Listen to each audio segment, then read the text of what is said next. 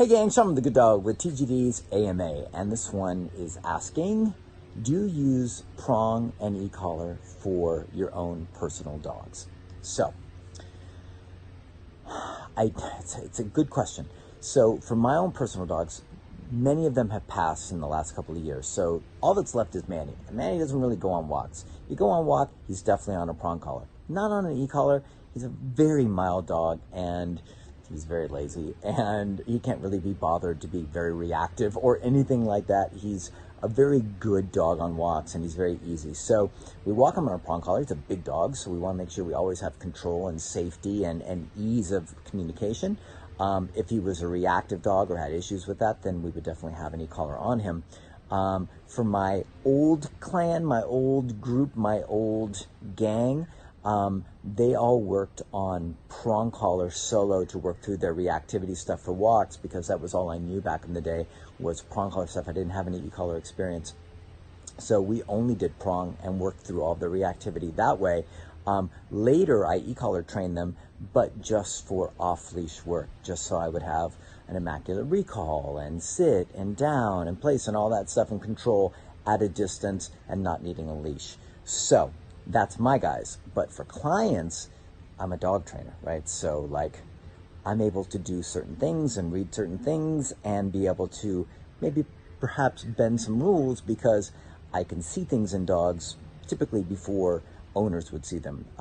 I can avoid problems. I can handle high stress when things go sideways. So I have a little bit more latitude for our clients who are dealing with problems on the walk, whether it's massive pulling or reactivity, which it tends to be. Like massive pulling is pretty much an easily fixed thing. Massive reactivity, on the other hand, is something that having an e-collar and a prong is typically the best approach, and it's what we use with all of our clients. So all of our client dogs go home on prong and e-collar. Prong for the ease of guidance. You can very easily directionally guide your dog with the prong. It gives our clients a lot of safety and security backup in case something surprises them. A cat runs by, or a dog comes running up, or a car backfires, something startles the dog or gets the dog super excited. They're not going to get yanked off their feet and get caught off guard, even if the dog is e-collar trained, because dogs are dogs and life is life. And if something surprises your dog and you're not ready, even if you've got a immaculately trained e-collar dog, they still may do something, and having a prong collar gives you affords you quite a bit more safety and security. So that's the reason why the prong's on. And then the e-collar is what we use for our and I'm careful with this, like our bigger conversations, but I don't mean it in like massive corrections. I mean it, our bigger conversations, where the prong is used for the directional, like subtle information. And also something I was going to mention, but I forgot. Dogs tend to, with the prong collar on, self-correct.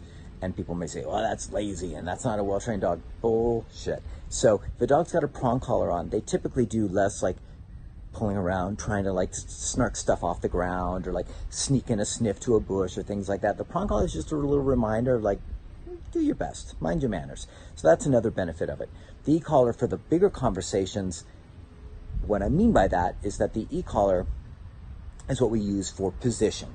We're not correcting with the prong for position. We're using the e-collar for position. So that's why I say bigger conversation. It's not bigger corrections necessarily, bigger conversation rather than the subtle stuff. So position with the e-collar. You need to walk right here. Here's what heel looks like. Do not move out of that space. If you do, here's the correction. Here's the consequence. Also for reacting to triggers.